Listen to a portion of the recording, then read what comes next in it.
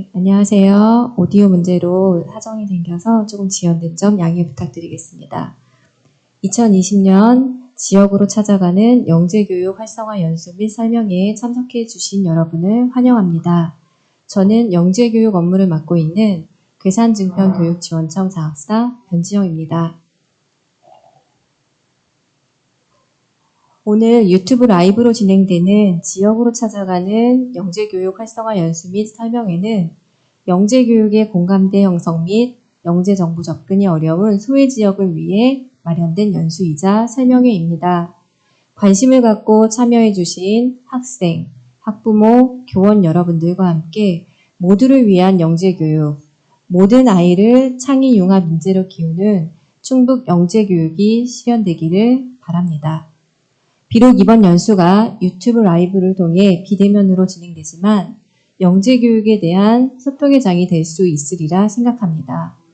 궁금한 사항이 있으시면 실시간으로 질문을 올려주세요.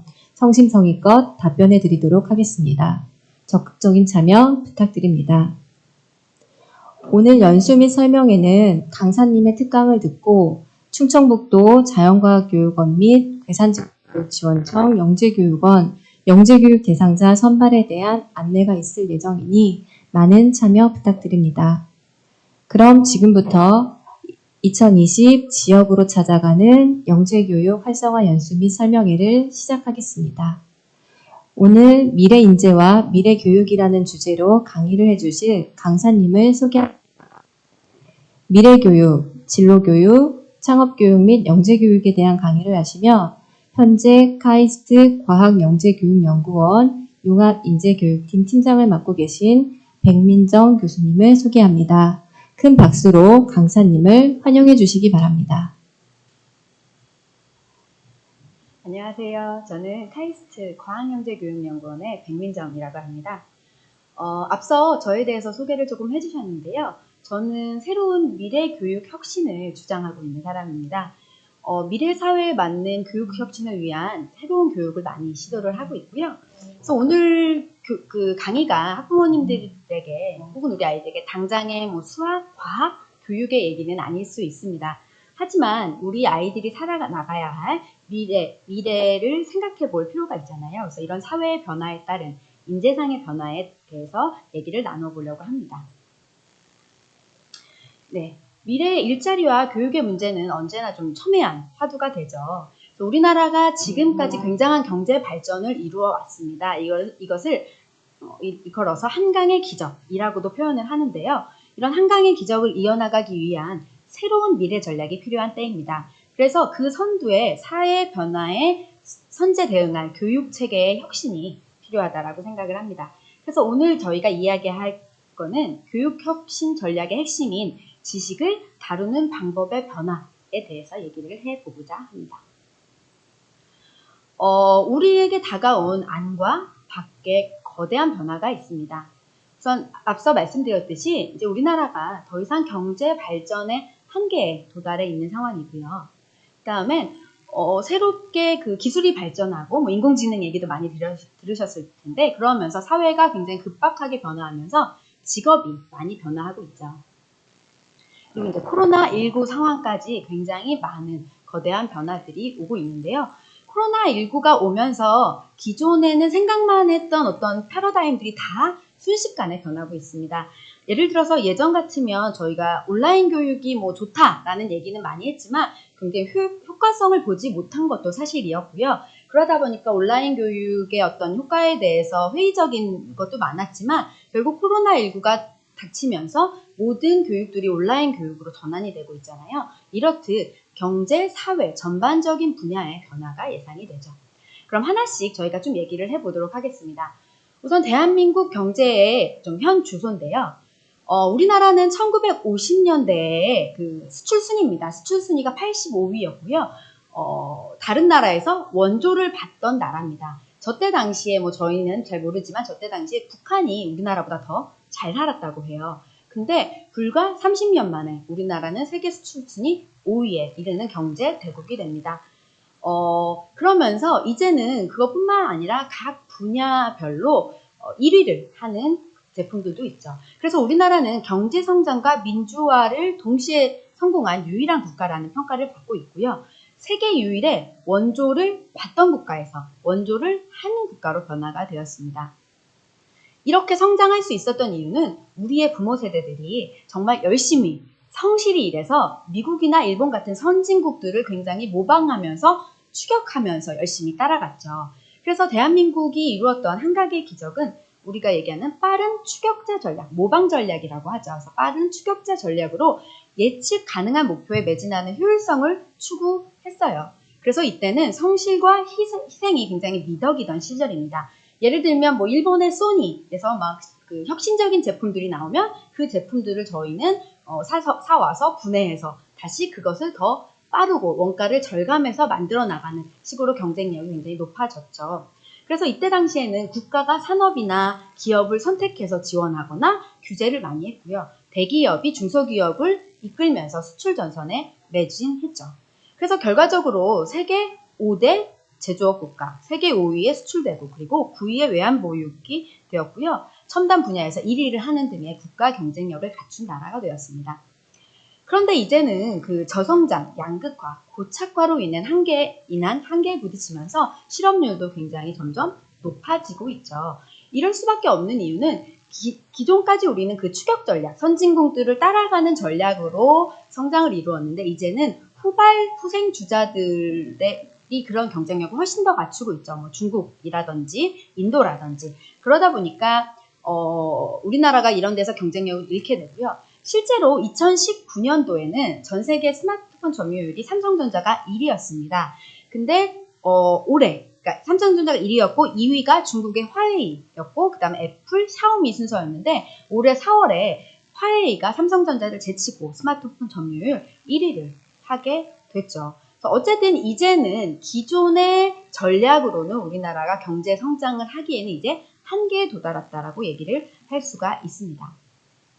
그래서 지금까지는 우리는 정해진 목표에 도달하는 능력을 양성하는 정답 위주의 교육으로 스펙형 인재를 양성을 했죠. 그래서 이미 성공이 보장된 어떤 제품들, 서비스들을 가지고 그 정답만을 가르치고 하다 보니까 지식 전달 중심의 교육이 됐죠. 그래서 목표에 만약에 도달하지 못한다. 그러면 무능력하거나 불성실로 간주가 되었습니다. 즉 실패를 용인하지 않는 그런 거였어요. 왜냐하면 굉장히 빠른 시간 안에 원가를 절감해야 되고 실수가 있으면 안 되니까요. 그래서 좀 공장 시스템을 생각해 보시면 될 것 같아요. 그래서 대규모의 어떤 제품을 생산하는 공장 시스템은 어떻습니까? 굉장히 빠르게 원가를 절감한 저렴한 제품들을 많이 대량으로 생산해내는 게 중요하잖아요. 이때는 어떤 창의적 아이디어나 이런 것들이 필요하지 않죠. 그런데 이제는 어떠냐면 혁신을 결합한 국가들이 선두권에 포진하고 있습니다. 근데 혁신을 결합하려고 하면 이제 세상에 없는 것들을 만들어내는 어떤 역량이 필요합니다. 그러려고 하다 보면 문제를 발견하는 역량부터가 중요해요. 우리가 공장 말고 그 반대로 연구소를 생각해 보면 이게 성공할지 안 할지 모르지만 저희가 도전을 하잖아요. 그리고 어떻게 합니까? 실패를 하면 다시 도전을 하고 뭐 가정을 바꾼다든지 과정을 바꾼다든지 하면서 다시 도전하는 이런 루틴들을 하잖아요. 그래서 과거의 추격 전략의 좀 핵심 역량들, 그러니까 정해진 목표에 빠르게 도달하는 역량들이 이제 선도 전략에서는 필요하지가 않게 되는 겁니다. 그래서 여기서 중요한 거는 스스로 문제를 발견하고 해결할 수 있는 역량을 핵심 역량으로 키우는 것이 중요하다고 할 수가 있겠습니다. 그리고 이제 지금까지는 저희의 경제 성장의 어떤 변화에 대해서 얘기를 해보고 이제 그 추격자 전략에서 벗어나서 혁신 경제로서 최초 선도자의 역할을 해야 된다라는 말씀을 드렸고요. 이번엔 직업들에 대한 얘기를 조금 해보고 싶습니다. 이제 많은 직업들이 사라져 가고 있습니다. 그래서 지금도 직업이 65%는 없어질 것이다 라는 얘기들을 많이 하는데 저희 때만 생각해봐도 이미 직업들은 많이 없어지고 또 새로운 직업들이 생기고 있습니다. 지금 사진에 보이시는 직업을 혹시 아시는 학부모님들이 계실지 모르겠는데요. 제가 어렸을 때만 해도 저런 그 안내양이 있었습니다. 안내양의 역할은 뭔가요? 안내양의 역할은 하차시 안내를 하죠. 그리고 요금을 징수합니다. 그리고 문을 열고 닫는 역할을 합니다. 근데 지금은 이제 안내양이 없죠. 안내양의 역할을 누가 합니까? 안내는 안내 방송이 하고요. 문 여닫는 것도 그죠, 자동화 시스템이 됐고, 돈을 받는 것도 버스 카드로 자동화 시스템이 되는 거죠. 즉, 기술의 발전으로 인해서 그 기술들이 인간의 어떤 직업을 대체하는 역할들을 하게 됩니다. 그리고 이제 밑에 그림은 좀 기억하실지 모르겠는데, 저기는 뭡니까? 저거는 그 영화 간판 그리는 사람의 그 직업인데요. 지금은 영화 간판을 그리는 직업이 없어졌죠.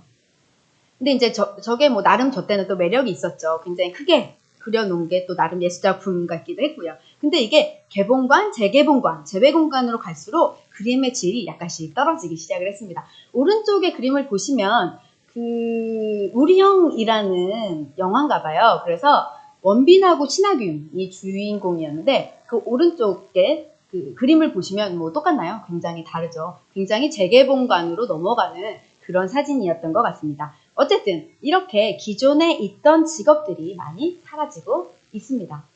그래서 결국 직업이 사라진다라기보다는 좀 직업의 의미가 바뀐다라고 표현을 할 수가 있을 것 같습니다.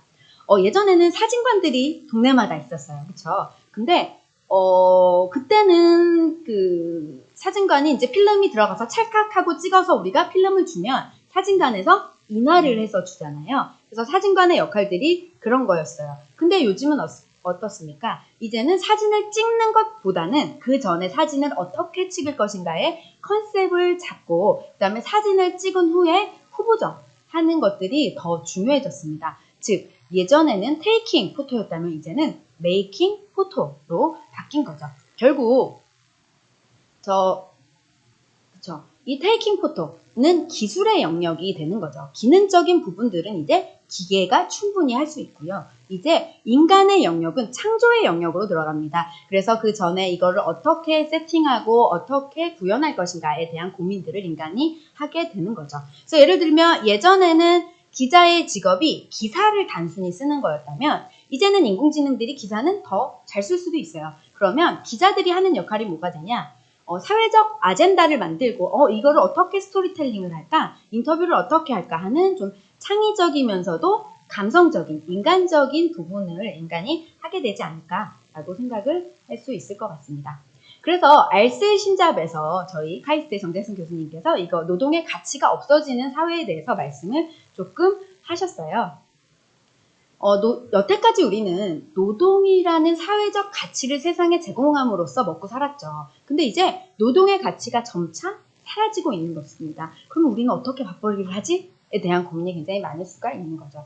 근데 직업 자체가 없어지기보다는 앞서 얘기했듯이 각자의 직업에서 하고 있는 작업이 변화가 생기고 그 작업을 내가 어떤 방식으로 바꿔나가야 하는 것이 훨씬 중요한 질문이 된다라는 거죠.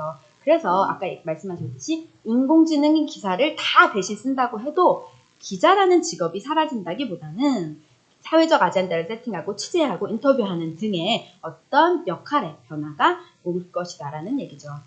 그래서 결국은 일자리가 사라진다기보다는 기술이 발전하면서 노동이 많이 사라진다라고 생각하시면 될 것 같습니다.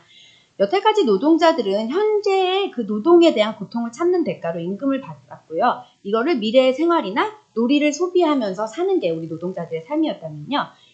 이제는 재미없고 반복적인 노동은 기계나 인공지능이 대신하고 사람은 그 대신 의미와 재미가 있는 창조성과 인성에 집중을 하게 되는 시대가 될 것이라는 거죠. 그래서 노동이 급격히 감소하게 될 것이다 라는 얘기입니다. 그래서 저희 카이스트에서 2016년도에도 그 3대 미래 인간 역량이라는 것을 발표를 했었는데요. 보시면 가장 핵심이 위에 보면 인간과 기계의 공생입니다. 그래서 인간은 창의적이고 복잡한 문제 해결 역량을 갖추어야 하고요. 그러면서 기계와의 협업적인 소통 역량이 중요하고요. 다양한 그 정보들 사이에서 정보들을 융합해서 대안을 도출해내는 이런 역량이 필요하다라는 거죠. 마지막으로 코로나19 상황이 이제 벌어졌습니다. 사실은 전대미문의 사건이고 굉장히 저희도 교육하는 사람들 입장에서도 많은 변화가 있죠. 지금 저희가 이렇게 학부모님들과 제가 만나지 못하고 이렇게 온라인상으로 만나는 것도 결국은 이런 코로나 문제이기도 할 텐데요. 이런 코로나로 인해서 많은 것이 바뀌는데 한 가지는 이제 진로에 대한 문제입니다. 포스트 코로나 시대에 대학생들이 이제 전공과 진로를 바꾸겠다라는 의견을 많이 내고 있죠. 그래서 인문계열이나 사회계열 대학생들은 상경계열로, 그러니까 경영학이나 이런 데로 바꾸고 싶어 하고, 또 상경계열 전공자는 공학이나 전자계열로 전공을 바꾸고 싶다라고 답했습니다. 결국은 그 코로나 시대에 이제 언택트가 부상을 하면서 다들 이제 언택트에 관련된 공학이나 전자 쪽으로 바꾸고 싶은 거죠. 그래서 대학생들 자체도 코로나 이후에 기업의 산업별 이런 변화를 지켜보면서 현재 일자리의 판도가 바뀔 것이다 라고 생각을 하겠죠. 그래서 일부 직무에서는 더 이상 일자리의 증가를 기대하기 어려울 뿐만 아니라 일자리가 감소할 것이다 라고 생각을 했죠. 그래서 필요하면 지금 전공을 변경해서라도 미래의 일자리 수요에 맞추겠다라고 판단을 하고 있는 거죠. 포스트 코로나 시대에 또 당연히 그래서 환경이 변화가 어떻게 될 것이냐를 보면 이제 좀 당연히 비대면 원격 사회로 전환이 되겠죠. 그리고 바이오 시장의 새로운 도전과 기회가 생길 것 같습니다. 그리고 글로벌 공급망이 재편되고 산업이 스마트화가 가속이 될 텐데요.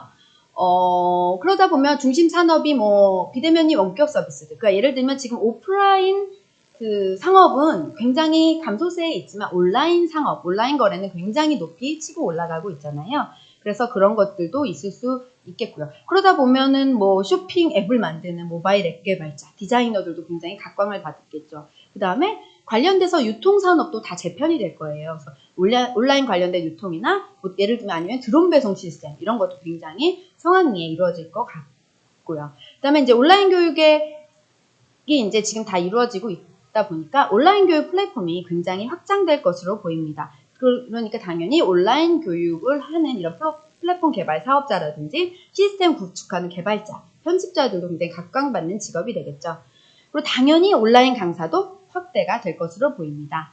그래서 그간에는 오프라인 중심으로 이루어졌던 사교육들이 지금 재빠르게 온라인 중심으로 재편이 되고 있는 것을 볼 수가 있습니다.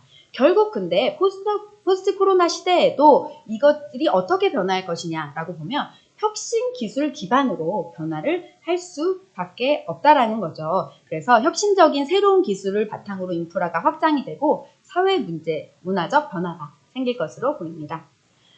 그러다 보니 우리 아이들도 굉장히 고민이 많습니다. 예전에는 우리 아이들의 고민은 대부분 공부가 당연히 1위였습니다. 그래서 1984년도에 이런 통계를 처음으로 시작한 이래로 처음으로 근데 직업이 청소년들, 13세 이상의 청소년들의 고민 1위로 올라섰다고 합니다. 그 다음에 2위가 공부고요. 3위가 외모를 잇고 있습니다. 이렇듯 우리 아이들도 이제는 그러니까 세상이 워낙 많이 변하다 보니까 이런 직업이 굉장히 큰 고민이 된다고 할 수가 있습니다. 그러면 우리가 우리 아이들을 위해서, 나를 위해서 고민해야 할 것은 무엇일까요? 당연히 앞으로 사라질 것들과 새롭게 등장할 것들에 대한 고민이 필요할 것 같습니다. 근데 세상이 워낙 빠르게 변화하다 보니 이것을 무엇이다 라고 확정적으로 얘기하기는 어려울 것 같아요. 우리가 다양하게 짐작은 해볼 수 있을 것 같은데요. 2017년도에 저희 조카가 10살이었습니다.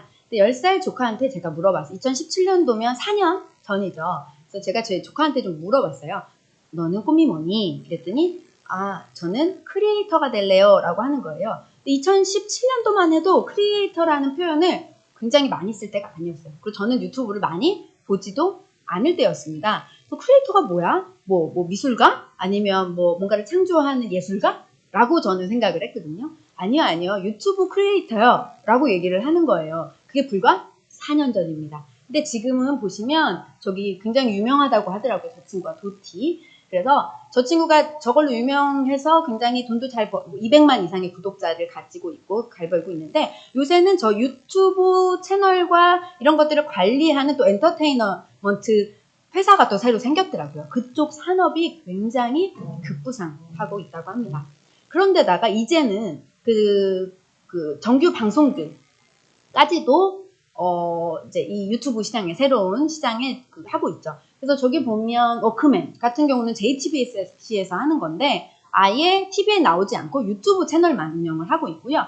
저 밑에는 이제 라피디가 하는 TVN에서 하는 프로그램인데 저거는 어떤 식이냐면 공중파에서는 딱 5분만 편성을 해서 5분만 방영을 해요. 그리고 실제 풀 버전은 유튜브에서 오픈을 합니다. 즉, 그러니까 공중파랑 유튜브랑 완전히 뒤바뀐 상황인 거잖아요. 이렇게 완전히 전혀 상상하지 못했던 분야의 산업들이 나타나면서 기존 산업들을 재빠르게 대체하고 있는 것들을 볼 수가 있습니다. 그래서 결국 우리가 앞서서 얘기했듯이 로봇한테 우리가 재미없는 반복 노동을 넘겨주고 사람은 의미와 재미가 있는 또 창조성 그리고 감성에 집중하게 되면 저녁이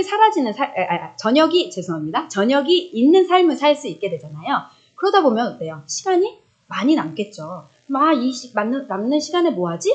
라고 생각을 하면 결국은 이 남는 여유 시간과 자원으로 사람들의 새로운 욕망을 충족시킨 일자리들이 새로 등장할 것으로 보이죠. 그래서 유튜브 같은 것들도 마찬가지고요. 그 다음에 아마도 개인화된 서비스를 제공하는 직업에서 우선 창출이 많이 될 것 같아요. 뭐 건강관리 서비스라든지 그 다음에 자기가 좋아하고 잘하는 일로 돈을 버는 사회로 좀 많이 변화가 되지 않을까라는 생각이 듭니다. 그 예로 제가 좋아하는 블로거입니다. 사실은 몇 년 전까지만 해도 이 친구는 블로거였어요. 뭐예요? 블로그에 글을 쓰는 이런 블로거였는데 지금은 처음에는 미용 만화로 블로그를 시작을 했는데 지금은 뭐 유튜브 채널도 하고요. 자기의 그다음에 저 만화로 전시회도 해요. 저 만화로 전시회도 하고 자기 브랜드도 런칭을 했습니다. 그냥 자기가 좋아하고 잘하는 일로 돈을 벌게 된 거예요. 저는 원래 웹 디자인을 하던 친구인데 이제 그걸 그만두고 이제 했는데 처음에는 뭐 고객도 없고 하는 상황이었는데 지금은 굉장히 잘 나가는 이런 거죠. 그래서 의미 있는 일을 하는 창조적 도전을 했다라고 볼 수가 있죠. 근데 결국 이런 사회 변화에 따른 일자리의 변화는 아까 얘기했듯이 기술의 발전이 바탕이 되어 있습니다. 어떻게 유튜브가 저렇게 잘 될 수가 있고 개인이 저런 활동을 할 수 있을까요?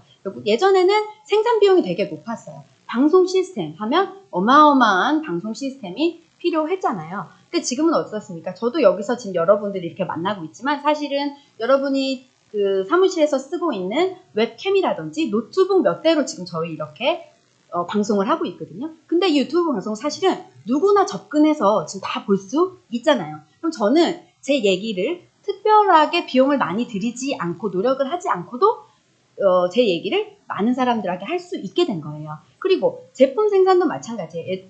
예전에는 제품을 생산을 하나 하려면 1000개씩 생산을 해야지 되는 시대였다면 지금은 3D 프린터로 마음에 드는 거를 일단 프로토타입도 만들어 볼 수 있고 시제품도 만들어 볼 수 있는 이런 시대가 됐잖아요. 그리고 그러다 보니까 제품이나 서비스의 유통도 굉장히 쉬워졌습니다. 즉 이런 기술의 발전을 바탕으로 해서 이런 사회의 변화가 일어나고 있다라고 이해해 주시면 될 것 같습니다. 그래서 결국 이런 변화하는 사회에 적응할 수 있는 역량이 굉장히 중요하다라는 거죠. 그래서 현재 초등학생이 갖게 될 일자리 65%는 이제 미래에는 존재하지 않을 것이다 라고 얘기를 많이 하고 있습니다. 그래서 저는 이런 시대의 변화에 우리 아이들에게 키워줘야 되는 능력은 학습 역량이라고 생각을 합니다. 그거에 대해서 조금 얘기를 해볼게요. 지금 보시면 저 파란 선이 제도와 교육의 발전입니다. 굉장히 천천히 완만하게 변화하고 있습니다. 그런데 세상과 기술은 조금 더 가파르게 올라가고 있어요. 근데 문제는 뭐냐? 기술도 가파르게 올라가는데 이 기술로 인해서 지식이 폭발적으로 증가를 하고 있습니다. 지금 18개월마다 2배씩 지식이 증가를 하고 있대요. 그래서 44제타바이트래요. 지금 있는 지식의 양이. 44제타바이트는 어떤 양이냐면 전 세계 모래 알수의 60배라고 합니다. 그리고 이거를 디스크 아시죠? 디스크를 쌓아서 이렇게 올리면 달을 20번이나 왕복할 수 있는 양이래요. 그럼 어떻습니까? 이 제도와 교육 그리고 교육과 지식의 갭이 너무 큰 거예요. 세상과 교육의 갭이 너무 크죠. 그러면 지금까지 우리는 지식을 습득하고 외우고 암기하고 이런 거 교육을 했단 말이에요. 근데 저 많은 지식을 우리가 어떻게 습득하겠습니까? 결국 지식 교육에서 이제는 이 지식을 활용할 수 있는 지식 활용하는 학습 능력의 교육으로 바뀌어야 된다라는 거죠. 근데 우리는 어떻습니까? 미래에 사라질 교육을 아직도 하고 있다라고 생각하지 않습니까? 기존의 지식은 네이버나 구글 검색으로 1분 내에 찾을 수 있습니다. 그렇죠? 근데 이러한 기존 지식을 배우는 교육에 우리는 대학까지 거의 18년이라는 막대한 시간과 돈을 투자를 하고 있죠. 어떤 거냐면 마치 내비게이터가 있어요. 요새는 저는 내비게이터가 없으면 학교 말고 그 이외의 곳은 아무 데도 가지를 못합니다. 내비게이터를 두고 아직도 시내 건물이나 도로를 모두 외우는 교육을 하고 있는 거랑 똑같아요.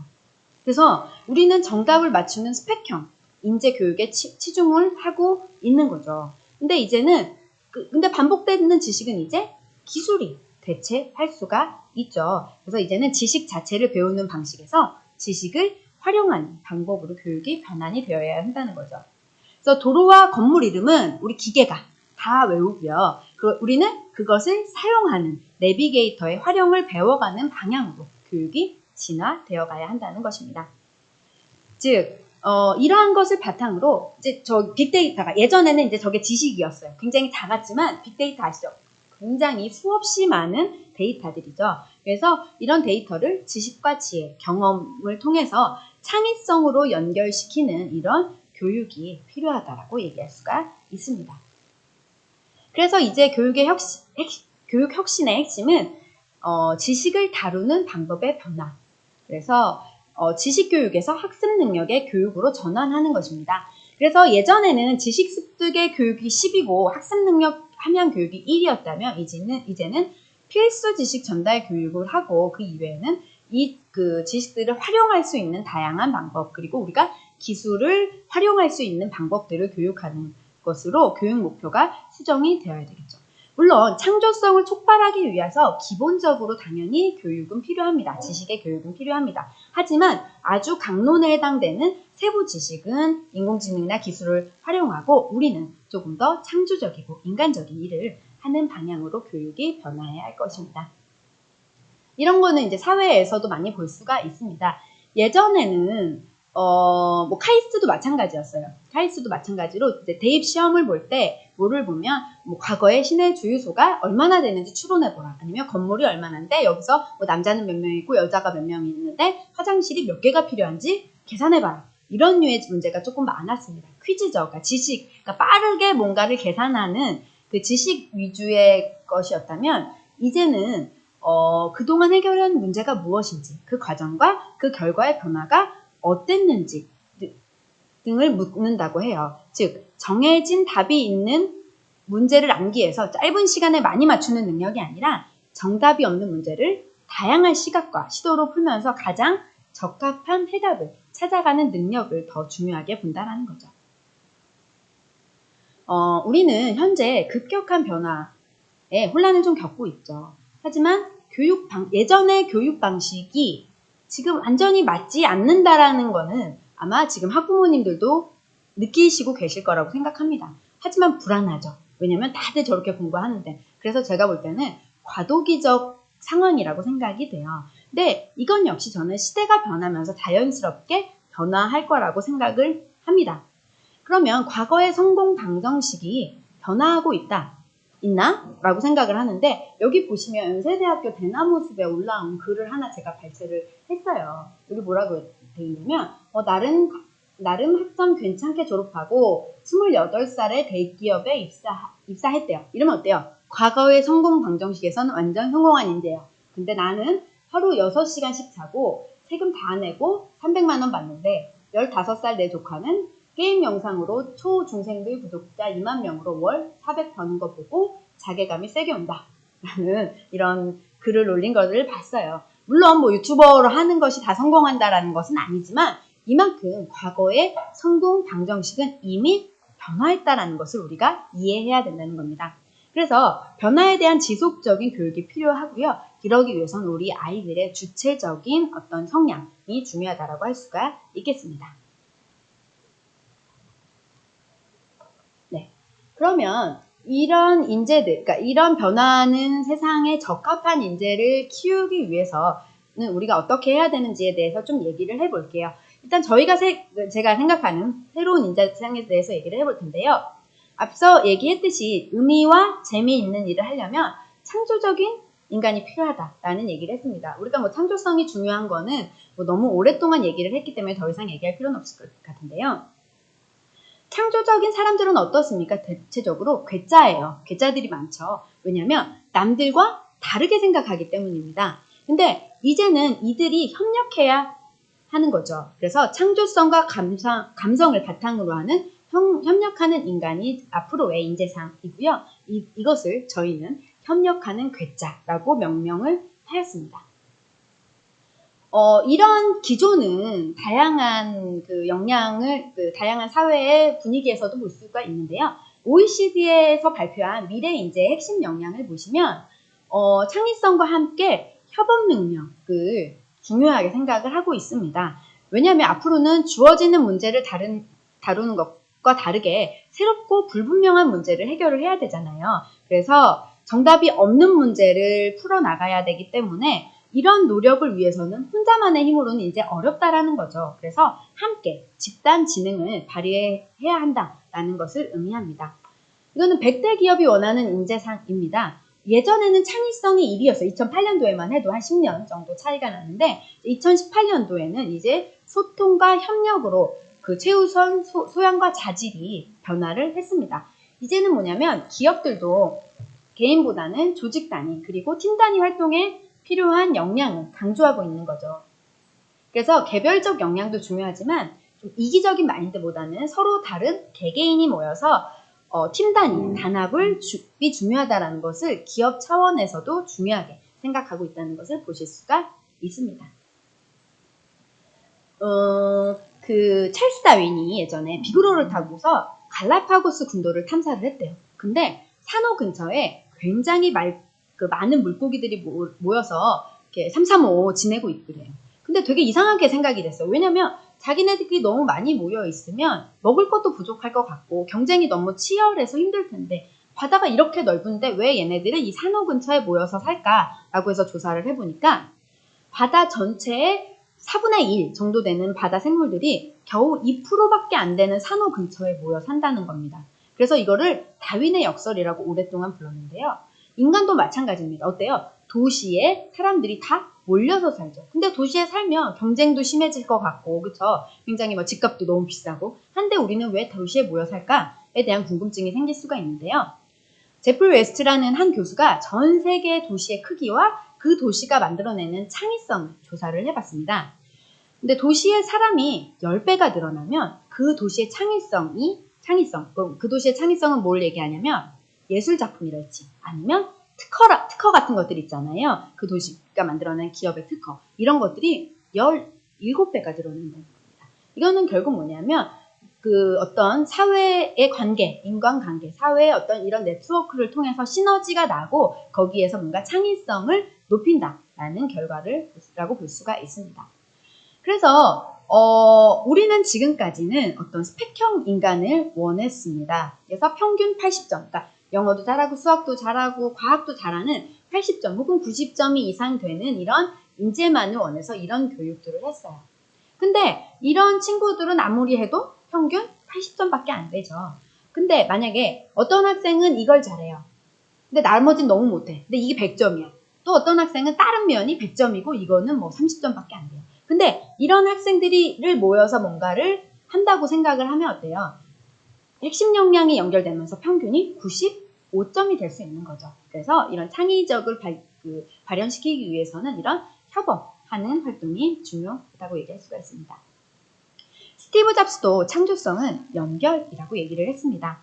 그래서 인간의 창조성이 점점 강조가 되고 있는 와중에 이런 창조성은 약한 연결 그리고 느슨한 관계를 통해서 많이 발현이 되고 있습니다. 그래서 집단 지능이라고 우리가 그걸 그러니까 다양한 사람들이 모여서 집단으로 이렇게 어떤 아이디어를 내면서 지능이 이렇게 올라가는 걸 저희가 집단 지능이라고 표현을 하는데 집단 지능이 연결이 돼서 새로운 집단 창의성을 만들게 되고요. 이러한 연결은 기술을 통해서 융합이 될 수가 있겠죠. 네. 그래서 뭐 이런 얘기를 예전에 많이 했습니다. 사공이 많으면 배가 산으로 간다? 네, 이런 굉장히 안 좋은 얘기를 했지만 저희는 이제는 이렇게 생각합니다. 사공이 많아야 산으로 가는 배를 만들 수가 있습니다. 라는 새로운 창의적인 발상이 필요할 것 같습니다.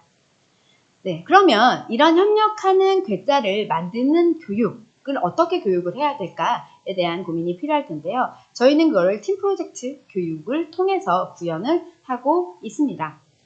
앞서 얘기했듯이 융합과 협력이 중요한 시대에서 혼자서 뛰어난 결과물을 창출할 수는 없습니다. 그래서 그 창조성과 협력성을 융합하는 협력하는 괴짜가 인재상이라고 말씀을 드렸는데요. 이들을 육성하는 교육은 사회 문제를 팀으로 혹은 또 개방적으로 해결해 나가는 개방형 팀 프로젝트 교육으로 가능하다라고 생각을 합니다. 그래서 기존의 교육에서 이제는 사회 문제를 스스로 찾고 문제를 풀어가는 방향으로 이제 학습으로 방향을 전환을 해야 되는데요. 현재 교육은 그 추격 경제에 최적화되어 있습니다. 그래서 선진국이 닦아놓은 길을 따라가기 위해서 선진국이 만든 정답을 빨리 맞추는 주의식 교육이 최적화되어 있죠. 그래서 정해진 정답을 맞히기 위한 치열한 경쟁이 교육의 기본이 됐습니다. 그래서 지식 습득의 교육이 되고 교사 교수 중심의 어떤 일방적 전달 그리고 획일적인 답 이러다 보니까 학생의 순위 매기기로 해서 학생들이 학업에 흥미를 잃게 되죠. 그러니까 학생들이 제일 고민이 공부가 되게 되었죠. 근데 앞으로는 우리가 최초 개척자의 전략으로 바꾸면서 새로운 문제를 발굴하고 해결책을 찾아 나가야 하는 거죠. 그러다 보니 정답이 있을 수 없고 창조적인 발상과 집단 지능을 활용한 그 협력적 문제 발굴과 해결이 중요해졌죠. 그래서 이것을 우리가 프로젝트 교육을 할 수가 있는데 프로젝트 교육은 좀 구성주의 교육 철학에 기반을 둔 교수학습 방법인데요. 배움 중심으로 좀 학생 중심의 어떤 교육을 얘기를 합니다. 그래서 교사와 학생의 협력을 통해서 새로운 지식을 창조해 나가는 방식을 우리 프로젝트 교육이라고 하는데요. 수업의 주체자는 학생이고 교사는 수업 보조자나 촉진자의 역할을 하는 거죠. 그래서 앞으로의 교사들은 필요한 지식을 찾을 수 있는 방법이나 어떤 방향을 제시해주는 코디네이터의 역할로 많이 변화가 되어야 합니다. 그래서 이제 팀 프로젝트 교육을 하는데 이 주제를 사회 문제를 찾아 나가는 것으로 하는 것입니다. 근데 이제 이거는 교육과 사회를 통합함으로써 우리가 실제 현실에 적용할 수 있는 다양한 기술과 지식을 교육하는 데 중점을 두는 거고요. 그래서 학생들이 함께 좀 또 스스로 사회 문제를 찾아 나가고 해결책을 도출해 나가는 과정에서 동료들에게 자극을 많이 받고요. 그다음에 동기부여를 하게 됩니다. 그리고 이제 계속 함께 이제 토론을 하고 아이디어를 만들어 가다 보니까 토론을 통해서 자신의 생각을 말하는 능력을 갖추게 되고요. 그다음에 다른 사람의 의견을 받아들이고 이 다양한 의견들을 융합하는 과정, 이 자체가 학습 능력을 향상시킬 수 있는 기회가 됩니다. 그래서 이런 팀 프로젝트 교육에서 어떤 주제를 넣어도 이 교육이 다 가능하거든요. 그래서 팀 프로젝트를 통해서 또 학생들은 어떻습니까? 필요한 지식을 스스로 찾아서 습득을 하게 됩니다. 그러다 보니까 굉장히 큰 동기부여가 되겠죠. 그래서 이런 교육은 스스로 동기부여가 되기 때문에 굉장히 재미있고 학생들의 몰입도를 높일 수 있어서 더 좋은 성과를 낼 수가 있게 됩니다. 그래서 저희가 이번에 한 연구 중에서 팀 프로젝트 학습에 있어서 상호작용이 어떤 영향을 미치는지에 대해서 연구를 했었는데요. 학생들의 영재성과 창의적 효능감을 굉장히 높이는 것을 볼 수가 있고요. 특히 팀 내에서 상호작용이 높은 팀일수록 이런 성과가 더 높은 것으로 나타났습니다. 세계적으로도 이런 교육 패러다임이 굉장히 확산이 되고 있습니다.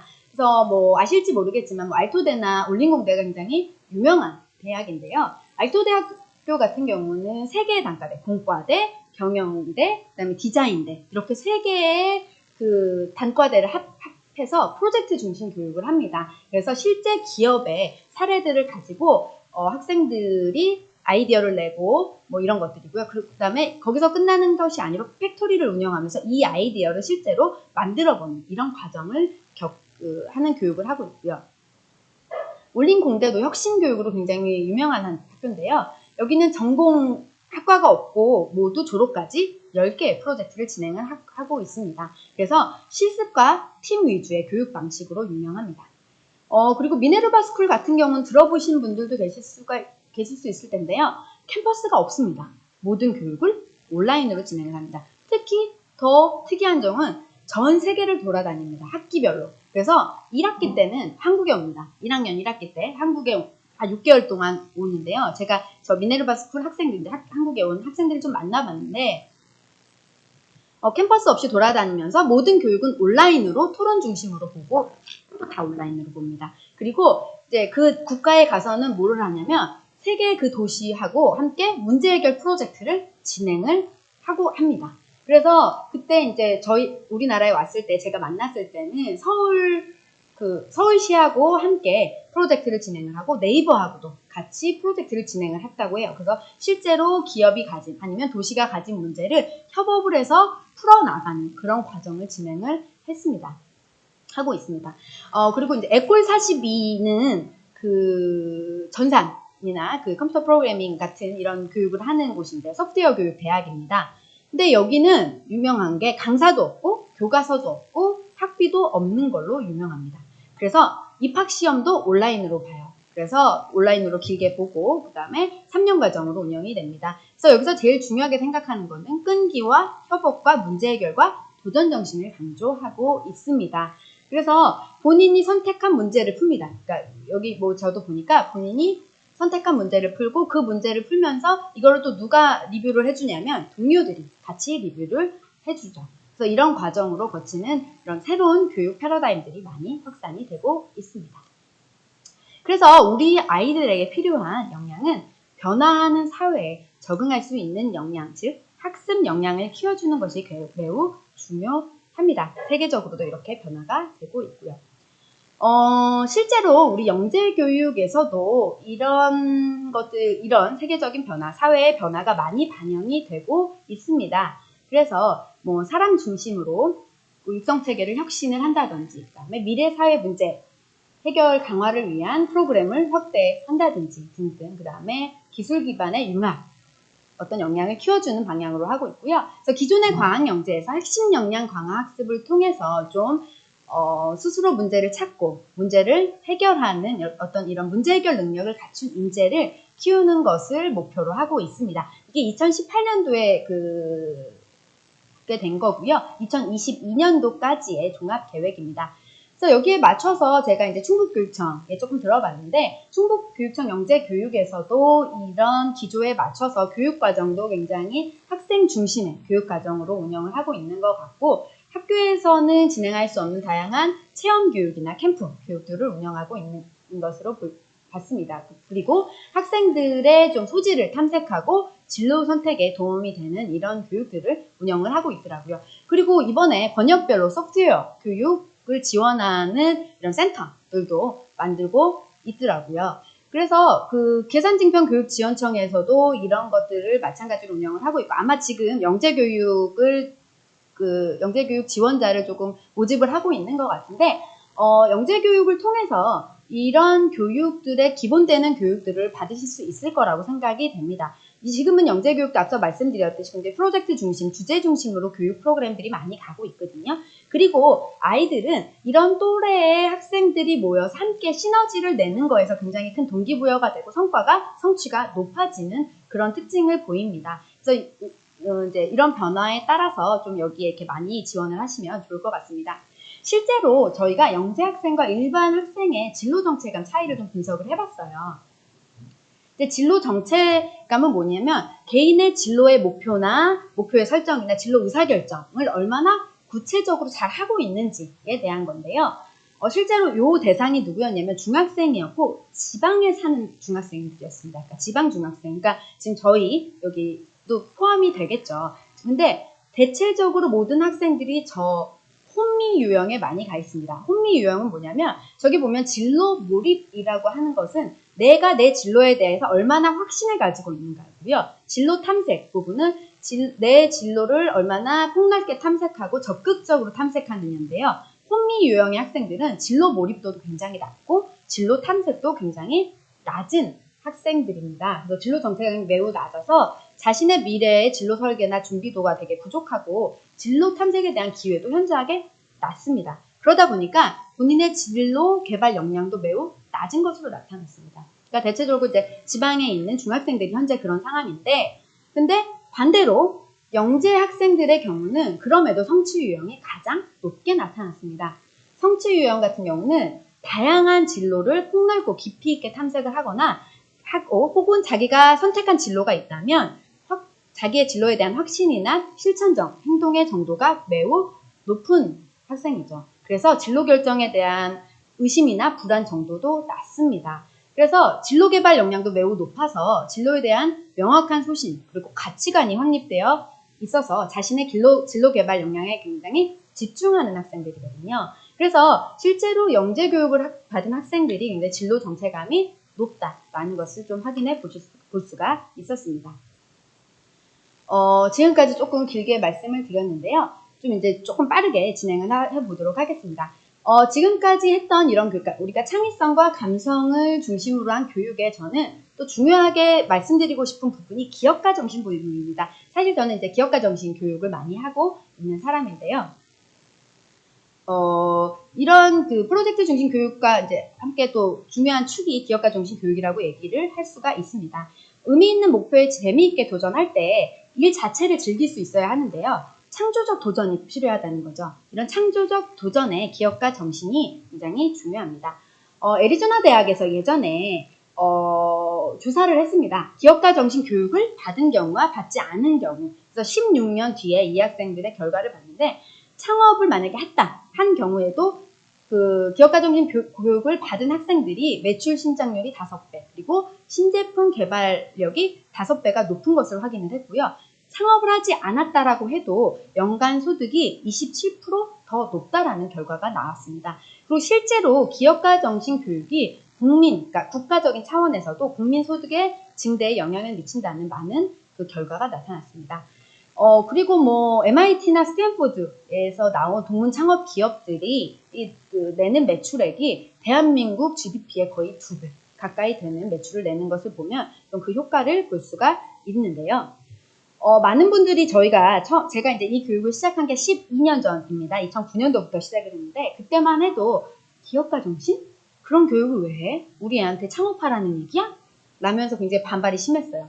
뭐 집에 그쵸. 이렇게 집을 담보 잡혀서 사업을 하다가 집을 날린 삼촌이 한 분씩 계시잖아요. 혹은 아버지가 계신데요. 그래서 굉장히 부정적인 영향이 많았는데요. 근데 이 기업가 정신에서 중요한 거는 기업가가 아니라 정신이라고 보실 수 있습니다. 기업가들이 가진 특징, 기업가들이 뭐 어떤 거를 하지? 라고 하는 건데요. 기업가라고 하면 두 가지를 저희가 볼 수 있을 것 같아요. 비즈니스 펄슨이냐, 앙트로프러니어냐. 우리가 일반적으로 생각하는 기업가는 비즈니스 펄슨입니다. 돈이 되는 걸 기억하는 기획하는 사람인데 저희가 얘기하는 앙트로프러너는 어떤 가치를 만들어내는 사람입니다. 앙트로프러너는 예전에는 위험한 해외 무역에 종사하는 모험적인 사업가를 기업가라는 용어로 사용을 했다고 해요. 그리고 산업혁명 이후에는 기술의 발명을 실용화해서 성공한 사람들에게 앙트로프러니어라는 명칭을 썼다고 합니다. 그래서 우리가 생각을 해보면 기업가들의 특징은 이노베이터 쪽에 더 가깝습니다. 그래서 좀 다른 대답을 찾으려고 하고 좀 위험한 일에 도전을 하고요. 많이 생각하고 판에 박힌 거를 싫어하죠. 그리고 새로운 도전을 즐깁니다. 그래서 저기 보시면 어댑터 수용자들은 우리의 예전에 아까 말씀드린 추격자 전략에 굉장히 적합한 사람들이잖아요. 근데 앞으로 우리가 추구해야 되다가 최초 선도자에서는 저런 이노베이터의 역할이 중요하다고 볼 수가 있겠죠. 그래서 결국 기업가 정신은 불확실한 상황에서 위험을 감수하고요. 창의력이나 혁신성 그리고 도전 정신을 발휘하는 원동력입니다. 그래서 진로 교육을 저희가 할 때도 학생들이 자기주도적으로 본인의 적성이나 소질을 탐색하고 미래의 꿈을 실현해 나갈 수 있는 주요 견인으로 언급을 하고 있습니다. 그래서 기업가 정신이라는 게 꼭 창업을 하지 않아도 나의 창조적인 아이디어를 실현하는 것 아니면 그것을 행동으로 옮기는 것을 얘기하는데요. 예를 들어서 저는 어렸을 때 자전거를 배우고 싶었는데 자전거가 집에 없었어요. 근데 제가 굉장히 작습니다. 키가 작은데 저희 집 앞에 친구가 키가 굉장히 큰 친구가 있었어요. 저는 1번이었고 그 친구는 50번 이런 친구였는데 그 친구 집에 자전거가 있는 거예요. 근데 자전거가 너무 컸어요. 그러니까 발도 전혀 닿지 않고 바퀴 위에 제가 있었거든요. 근데도 제가 그 자전거를 타고 싶다는 일념으로 정말 힘들게 그 자전거를 막 빌리는 것도 굉장히 힘들었겠죠. 비굴하게 빌리고 막 타면서 매우 많이 넘어지면서 탔어요. 근데 결과적으로는 어떻게 됐냐? 나중에는 내리막길을 손을 놓고 그 자전거를 탈 수 있을 정도로 자전거 실력이 늘었습니다. 이런 것들을 저희는 기업가 정신이라고 표현을 합니다. 나한테 없는 능력, 나한테 없는 자원을 찾아내서 이것들을 뭔가 행동에 옮기는 것을 저희는 기업가 정신을 볼 수가 있습니다. 즉 생활에서도 많이 발견할 수가 있겠죠. 그래서 결국 기업가 정신은 아이디어를 행동으로 변화시키는 개인의 능력을 의미합니다. 그래서 단순히 기업가가 되기 위한 자질을 넘어서서 새로운 기회를 적극적으로 추구하기 위해서 누구에게나 가질 수 있는 가치관이나 행동 양식으로 볼 수가 있을 것 같습니다. 그래서 우리 아이들이 좀 불확실성 속에서 자신의 진로를 개척하기 위해서는 적극적으로 도전하는 모습이 필요하겠죠. 그래서 이런 미래 진로를 설정함에 있어서 굉장히 중요한 원동력이 되지 않을까라고 생각을 합니다. 그래서 실제로 제가 이제 기업가정신 교육을 하면서 기업가정신 교육이 청소년들한테 어떤 영향을 미칠까에 대한 연구들을 좀 진행을 많이 했습니다. 봤더니 진로결정 자기효능감과 진로 성숙도가 기업가정신 교육 받은 학생들이 더 높은 것으로 나타났고요. 진로인식 역시 영재 학생들이 일반 학생들보다 높은 것으로 나타났습니다. 그리고 자기주도 학습 역량에 긍정적인 영향을 미치죠. 당연히 그렇겠죠. 기업가 정신이 자기 주체적성을 가지고 도전하는 정신이니까요. 그리고 창의성에도 좀 영향을 미치는 것으로 나타났습니다. 네, 이거는 저희 학생입니다. 저희 학생은 이렇게 얘기를 합니다. 기업가 정신은 무대뽀 정신이다 라고 얘기를 합니다. 이 학생 굉장히 평범한 학생이었고요. 이 학생 발명 교육을 통해서 좀 많이 바뀐 학생입니다. 이 학생 같은 경우는 그래서 테드엑스 카이스트에서도 강연을 했고 세바시도 출연을 했고 도서도 출판을 했는데요. 그 테드엑스 카이스트 강연을 했을 때 그러니까 그것도 굉장히 꿈이었다고 해요. 저런 데서 내가 강의를 해보면 얼마나 좋을까 했는데 실현을 했는데 사람들에게 자기가 선물을 주고 싶었대요. 근데 어떻게 할까 고민을 하다가 길을 가는데 저 스노우 폭스라는 저 꽃 회사가 보이더래요. 그래서 무작정 들어가서 저 꽃을 협찬해달라고 얘기를 했답니다. 그래서 어쨌든 그걸 여차저차해서 협상을 해서 실제로 저 꽃을 협찬을 받아서 테드엑스 카이스트를 할 때 강연을 하면서 관객들에게 나눠줬더라고요. 이런 것들이 기업가 정신이죠. 그리고 이 친구는 책을 냈는데 책이 보시면 밑에 사진을 보시면 표지가 없어요. 표지가 없는 책을 만든 이유는 오른쪽에 보시면 이제 사람들이 자기만의 그림을 저 위에 그릴 수 있게 하고 싶었대요. 그래서 그런 책을 내는 등의 어떤 것도 있었고요. 아르메니아라는 나라를 혹시 아시나요? 전 잘 모르는데 저 친구가 아르메니아에 가서 강의를 하게 된 거예요. 근데 강의를 하는데 보통은 이제 영어로 PPT를 만들고 한국어로 강의를 하면 그걸 영어로 번역을 하고 통역을 하고 영어를 다시 아르메니아어로 통역하는 과정으로 강의가 진행이 됐는데 이 친구가 한국에서 아르메니아에서 온 유학생을 찾았대요. 근데 인터넷으로 금방 찾아서 그 아르메니아에서 온 친구가 PPT를 만들어준 거예요. 그랬더니 저 아르메니아의 특허청 관계자들이 정말 감동을 하고 이렇게 완벽한 PPT는 처음 봤다 라면서 굉장히 칭찬하고 지금까지도 좋은 관계를 유지하고 있다고 합니다. 사실 저 친구는 굉장히 평범한 친구였어요. 근데 그런 기업가 정신을 가지고 이런 잘 나가는 거죠. 그래서 저기 보시면 인생 역시 딱 정해놓은 정답을 따라가는 것이 아니라 그걸 발명해 나가는 거죠. 라고 저 학생이 이렇게 말을 했습니다. 그래서 우리 아이들이 배워야 할 것은 지식 자체가 아닌 창조적인 가치를 만들어내는 방식이라는 점을 인식해 주셨으면 좋을 것 같습니다. 벌써 시간이 거의 다 돼서 사실 되게 저희가 이제 이런 교육들을 하는 분들이 있어요. 여기는 빠르게 몇 장만 말씀을 드리고 넘어가고요. 이거는 온라인을 통해서나 혹은 제가 저희 그 브로셔를 파일로 전해드렸거든요. 교육청에. 그래서 필요하신 분들은 요청하시면 전달해 드리도록 하겠습니다.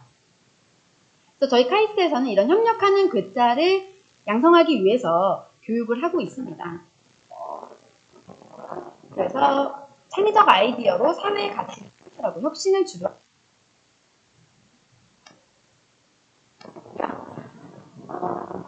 네. 저희 교육 영역은 학생들이 문제를 발견하고 해결하고 가치를 확산하는 이런 과정이 필요하잖아요. 근데 우리 아이들이 살아나가야 할 세상은 미래이기 때문에 이해해야 됩니다. 그래서 미래학과 인문학 교육을 하고요. 이것을 해결하기 위해서 융합기술을 교육을 하고 이런 가치를 확산하기 위해서 기업가 중심의 교육을 합니다. 이 모든 게 프로젝트 중심 협업 교육을 중심으로 이루어지고 있습니다. 그래서 아까 그 학생이 미래기술 교육 경험을 이렇게 발표할 때 얘기하는 건데요. 이 학생이 2012년도에 저희 교육원을 다녔어요. 그때 미래기술 저희 온라인 교육 과제가 증강 가상현실에 대한 문제였어요. 2012년입니다. 2016년도에 오른쪽 사진을 보시면 저게 뭔가요?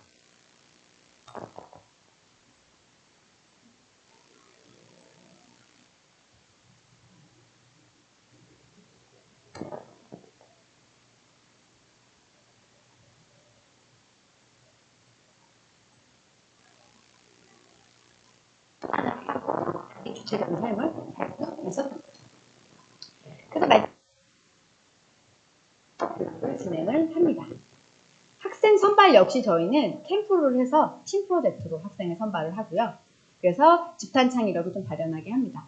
그래서 저희 프로젝트 교육은 굉장히 간단합니다. 스텝이 이제 4개의 스텝으로 이루어지는데 일단 저희가 하는 거는 밖에 없어요. 전문가들이 강의를 간단하게 합니다. 1시간에서 2시간 정도. 그래서 예를 들어서 이번 주제가 로봇이에요. 그러면 뭐 카이스트 교수님이라든지 연구소 뭐 소장님이라든지 이런 분들이 앞으로 로봇에 대해서는 이 정도 발전이 되어 있고 앞으로 이런 전망이 있다라고 간단하게 강의를 해주시면 학생들은 그거를 통해서 로봇과 관련된 미래 사업 아이디어를 도출을 합니다.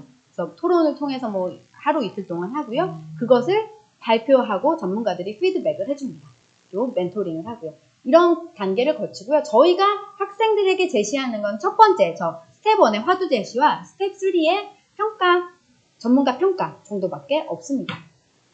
근데 아이들이 내는 아이디어가 굉장히 대단합니다. 그래서 지능형 농업 로봇이라든지 뭐 지질 탐사 로봇 이런 것들을 발표를 합니다. 평가 역시도 이게 이제 고민이다 보니까 평가를 어떻게 할 것인가에 대해 고민을 하는데 전문가도 평가하지만 모든 동료들이 함께 평가를 합니다.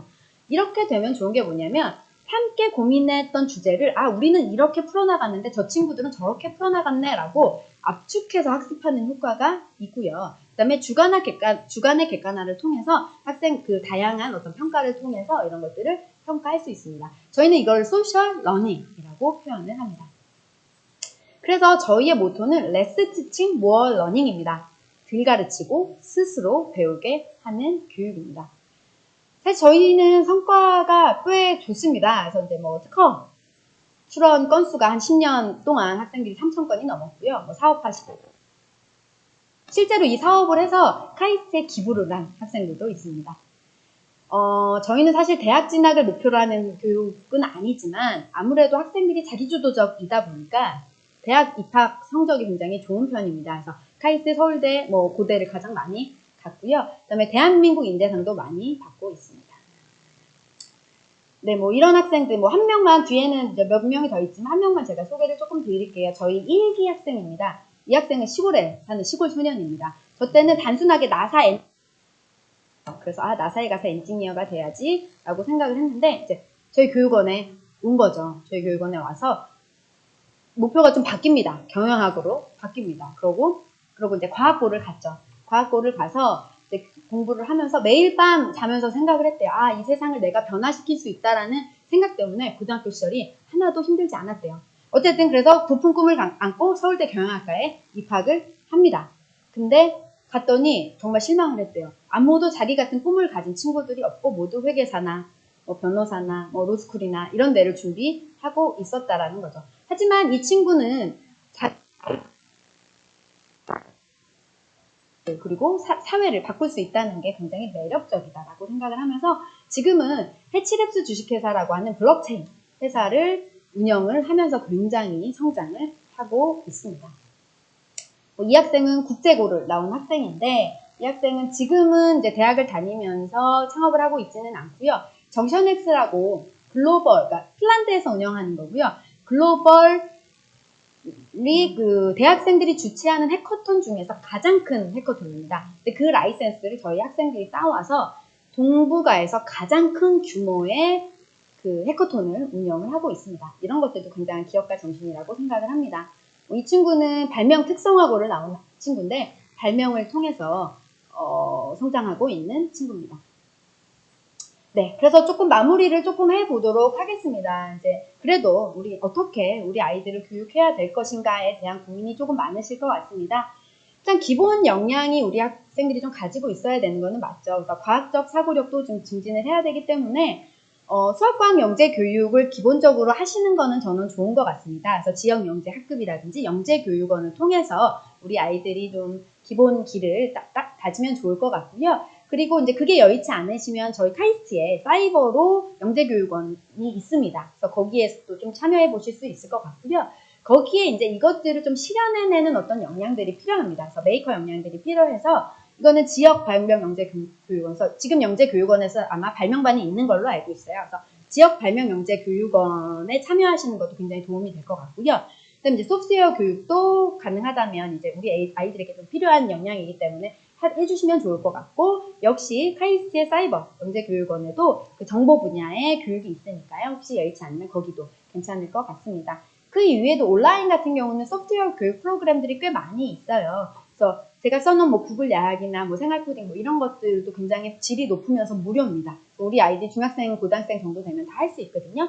저런 데서 조금 그런 학습 능력을 함양했으면 좋겠고요. 그 상단에 좀 기업가 정신을 줄 수 있는 이런 교육을 하시면 좋을 것 같은데 당연히 이제 저희 교육원은 안타깝게도 지금 이제 입시 과정, 그러니까 그 선발 과정이 진행 중이어서 이제 내년도 9월에 또 선발을 하게 되니까요. 중학생 학부모님들, 그러니까 중학생을 선발합니다. 그래서 중학생 학부모님들은 내년에 좀 해주시면 좋을 것 같고요. 아니면 각 학교별로 그 중소기업부에서 하는 비즈쿨 활동이 다 있습니다. 동아리 활동에서 그 비즈쿨 활동을 하면 그게 도움이 좀 될 것 같고요. 그 다음에 그 예비라고 교육부에서 하는 온라인 창업 체험 교육 플랫폼이 있습니다. 그래서 거기 가보시면 좀 다양한 그런 뭐 기업가 정신 관련 활동이 좀 있거든요. 그래서 그런 것들 우리 아이들에게 좀 도움이 됐으면 좋겠고요. 이 부분은 제가 나눠드린 PPT엔 없어서 필요하시면 사진을 하나 캡처하시면 좋을 것 같습니다. 네, 뭐 저희 그 IP 형제 기업인 교육원에 그 정식 교육 말고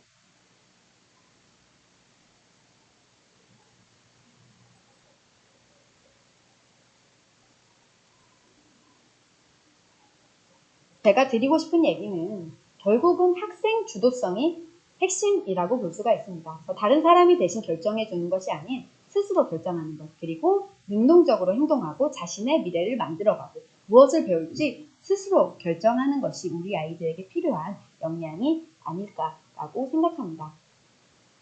네, 그래서 우리 아이들을 주체적인 삶을 살고 변화하는 미래를 읽을 줄 아는 사람으로 키워주시기 바랍니다. 고맙습니다.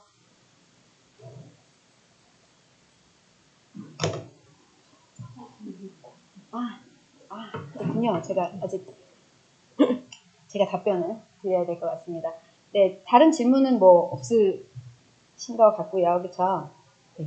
그 사전 질문이 뭐였냐면 학생 자신이 영재성이 있는지 궁금할 때 확인할 수 있는 방법이 궁금합니다. 라고 말씀을 좀 해주셨는데 사실 영재성을 확인할 수 있는 그러니까 판별하는 방법은 사실은 없습니다. 전 세계 어디. 그러니까 저희 학부모님들이나 여러분들이 뭔가 시험을 보면 영재성을 판별할 수 있다라고 생각을 하시는데 그런 거는 없고요. 왜냐면 영재성도 분야가 굉장히 다양하잖아요. 근데 이제 영재들의 특징은 조금 있죠. 그 호기심이 굉장히 많고 그 다음에 과제 집착력이 높습니다. 과제 집착력이 높고 그러니까 주체적이라기보다는 네, 과제 집착력이 높아서 근데 여러 가지 모습으로 볼 수가 있어요. 그러니까 공부를 잘하는 학생들, 그러니까 IQ 테스트가 높다고 해서 무조건 다 영재는 아니거든요. 언어 영재가 있을 수도 있고요. 그 다음에 뭐 예술 영재가 있을 수도 있잖아요. 근데 어쨌든 사고력이 굉장히 높습니다. 그리고 호기심이 높아요.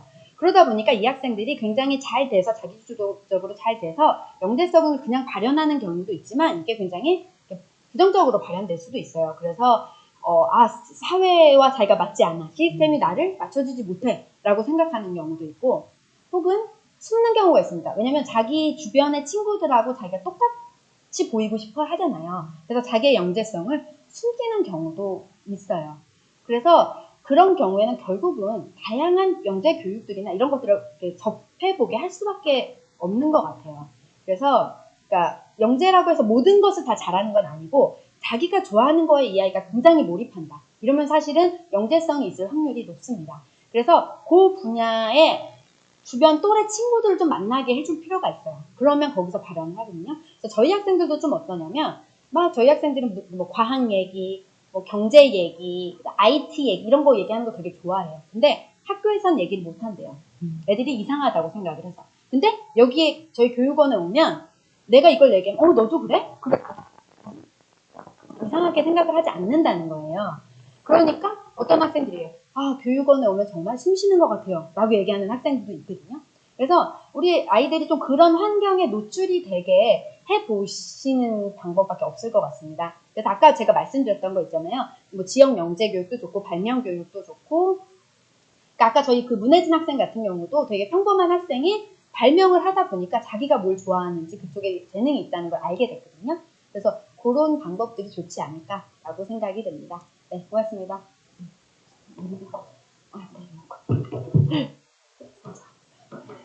네, 지금까지 카이스트 백민정 교수님의 강의를 잘 들었습니다. 이어서 충청북도 자연과학교육원 부설 영재교육원 안내가 있겠습니다. 안녕하십니까. 저는 충청북도 자연과학교육원 교육연구사 정하진입니다. 반갑습니다. 저희 영재교육원에 대해서 안내를 먼저 해드리겠습니다. 저희 안내 순서는 선발, 운영, 평가 순서로 진행됩니다. 2021학년도 영재교육 대상자 선발 안내입니다. 저희는 2021학년부터 융합 수학, 융합 과학 분야로 초등학교 4학년부터 중학교 2학년까지 총 240명을 선발합니다. 구체적인 선발 분야와 인원입니다. 초4, 초5, 초6, 중2는 융합 수학, 융합 과학 각각 1개 반, 중학교 1학년은 융합 수학이랑 융합 과학 각각 2개 반으로서 자동 진급 인원이 64명이고요. 그래서 신규 선발 인원은 176명입니다. 저희 2021학년도 영재교육원 일반 전형 계획은 본원 홈페이지에 공고가 되었습니다. 원서 접수 기간은 11월 9일부터 11월 19일 17시까지입니다. 시간 엄수 꼭 부탁드립니다.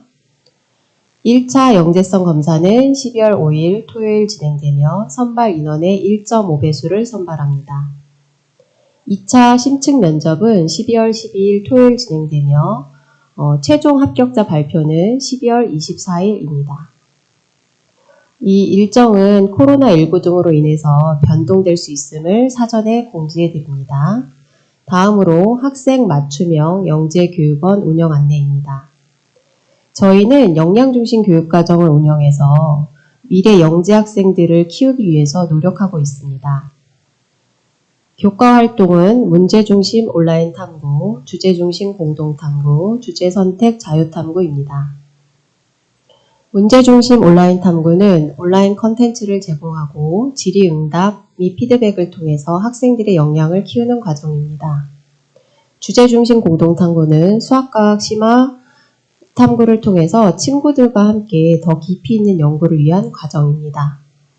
주제선택 자유탐구는 소모든 단위로 주제를 선택해서 자유탐구를 한 후에 창의적 산출물을 발표하는 과정입니다.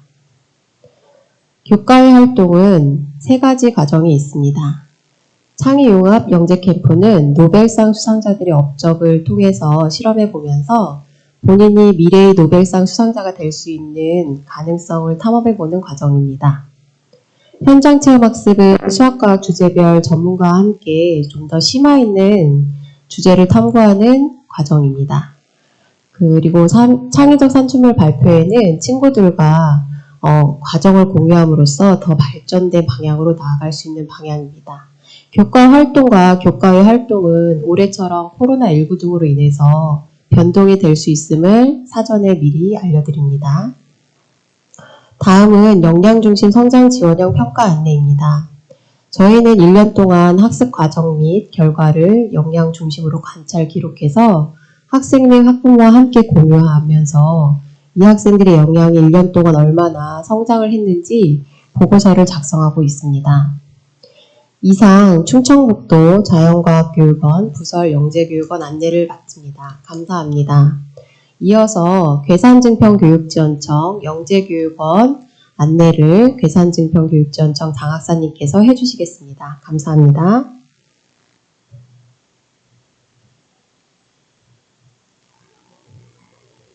네, 충청북도 자연과학교육원 영재교육원에 대해 관심을 갖고 계신 학부모님들께 많은 도움이 되었으리라 생각합니다. 괴산증평 학부모님들께서는 괴산증평교육지원청 영재교육원 학생 선발에도 많은 관심이 있으실 것이라 생각되는데요. 괴산증평교육지원청 영재교육원 학생 선발에 대해 안내해 드리도록 하겠습니다. 중심학교별로 궁금하신 점이 있다면 실시간 질문 남겨주시면 저나 중심학교 담당 선생님들께서 답변해 드리도록 하겠습니다.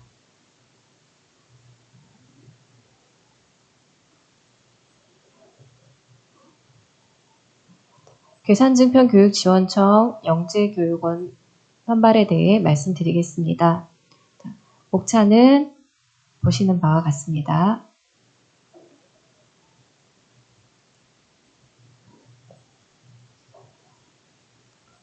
먼저 영재교육 대상자 선발 인원에 대해 말씀드리겠습니다.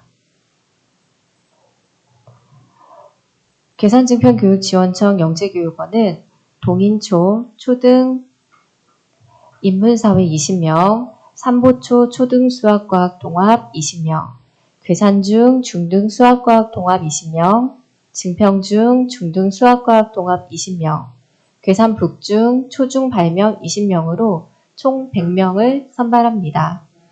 2021년 3월부터 학기 중 또는 방학 중에 수업, 캠프, 체험학습, 창의적 산출물 발표대회 등으로 연간 100시간 이상 영재교육이 이루어질 예정입니다. 올해는 코로나19로 인해 일정 및 시간, 운영 방법 등의 변동사항이 많았습니다. 2021년 영재교육 대상자 선발 공고는 지난 10월 8일 교육지원청 및 중심학교 홈페이지에 탑재하였으니 참고하시기 바랍니다. 다음은 영재교육 대상자 선발 일정에 대해 말씀드리겠습니다. 올해 영재교육 대상자 선발에 대해 원서 접수는 GED 시스템으로 11월 9일 월요일부터 실시되며 영재성 검사 및 심층 면접은 12월 5일 토요일 괴산중과 삼보초에서 실시될 예정입니다. 그러나 코로나19 상황에 따라 일정이 변동될 수 있으니 이 점 참고하시기 바랍니다. 그리고 후기 선발 증평초 영어 꿈나무 영재학급 20명은 2021년 3월 20일 토요일 선발 예정이오니 관심 있는 학부모님께서는 증평초 홈페이지를 참고하시기 바랍니다. 영재교육 관련 사전 질문에 대해서 답변 드리도록 하겠습니다.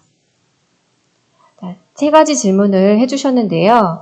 먼저 영재교육 기간에 대해서 궁금하다고 질문을 하셨습니다. 조금 전에 말씀드렸듯이 일반적으로 3월 말부터 12월까지 계획되어 있습니다.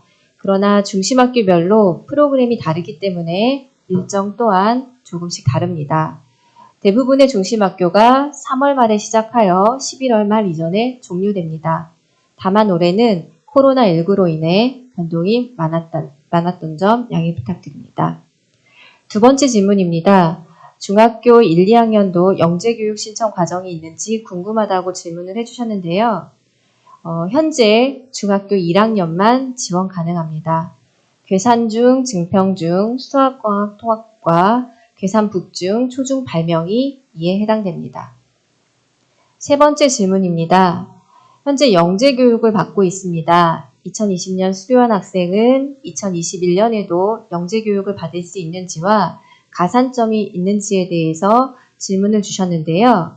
2020년 영재교육을 수료하였다 하더라도 2021년 원하는 과정에 다시 지원하셔야 하고요. 가산점은 없습니다. 이후 궁금하신 사항은 괴산증평교육지원청이나 중심학교로 연락 주시면 자세히 안내해 드리도록 하겠습니다. 이상으로 2020 지역으로 찾아가는 영재교육 활성화 연수 및 설명회를 마치겠습니다. 감사합니다.